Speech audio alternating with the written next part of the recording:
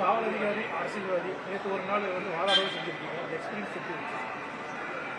ஆனால் நேற்று ஒரு நல்ல ஒரு அனுபவங்கன்னா, அதாவது நம்முடைய வழக்கை நாம ஒரு நீதிமன்றத்தில் வழக்காடும் பொழுது தான் அது எவ்வளவு கஷ்டமான ஒரு வேலை, எவ்வளவு ப்ரிப்பரேஷன் பண்ணணும், எந்த அளவுக்கு நம்முடைய வழக்கறிஞர் பெருமக்கள் அந்த கருப்பு உடையை அணிந்து ஒரே நாளில் அவங்க 5 கேஸ் 6 கேஸ்லாம் பண்ணுறாங்க, நம்ம ஒரு கேஸ் தான் பண்ணுறோம்.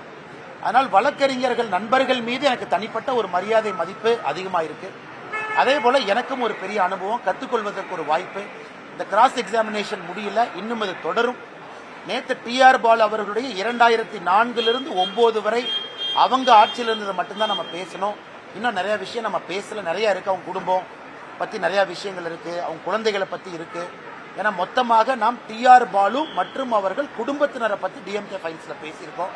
அதை அனைத்தையும் வருகின்ற காலத்தில் பேசுவதற்கு ஒரு வாய்ப்பு கிடைக்கும். 1000 ரூபாய் கொடுக்க தடுத்தால் 5000 ரூபாய் கொடுப்பேன் என்று போஸ்டர் எல்லாம் போட்டிருக்காங்க திமுக சார்பாக. திராவிட முன்னேற்ற கழகத்தை பொறுத்தவரை பீகாரில் 10,000 ரூபாய் பெண்களுக்கு கொடுக்கப்பட்டது. தேர்தல் ஆணையம் எங்கேயும் அது தவறுன்னு சொல்லல. ஏன்னா அது ஒரு ஸ்கீமா கவர்மெண்ட் அறிவிச்சு கொண்டு வந்தாங்க. மகாராஷ்டிரால 2100 ரூபாய் நம்முடைய சகோதரிகளுக்கு கொடுக்கப்பட்டது, அதையும் தேர்தல் ஆணையம் தடுக்கல. இவங்க இன்னைக்கு சொல்லட்டும், இந்தியாவில் வேற ஏதாச்சும் ஒரு மாற்று கட்சி நண்பர்கள் மோடி அவர்கள் ஆட்சிக்கு வந்த பிறகு எங்கேயாச்சும் மத்திய அரசு தடுத்திருக்காங்களா?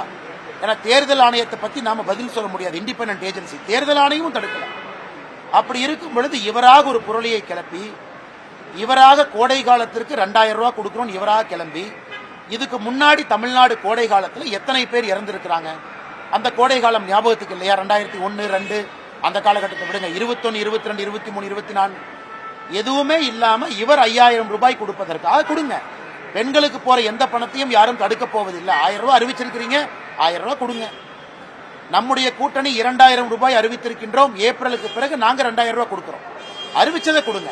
ஆனா மத்திய அரசு தடுக்க போறாங்கன்னு எங்களின் மீது பொய்யை சொல்லி எதற்காக கொடுக்குறீங்க என்பதுதான் எங்களுடைய கேள்வி. அறிவிச்சதை கொடுங்க.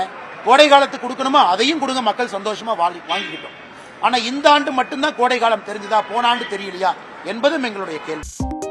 2.73 கோடிக்கும் அதிகமான மக்களின் உள்ளங்களை வென்ற தந்தி டிவியின் டிஜிட்டல் தளங்கள்.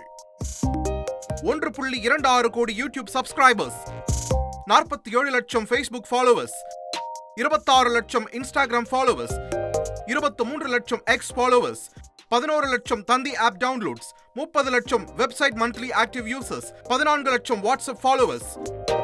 அசுரபலம் கொண்ட எங்கள் டிஜிட்டல் கரங்களில் உங்கள் விளம்பரங்களை சேர்க்க வாட்ஸ்அப் பண்ணுங்க 8939883778.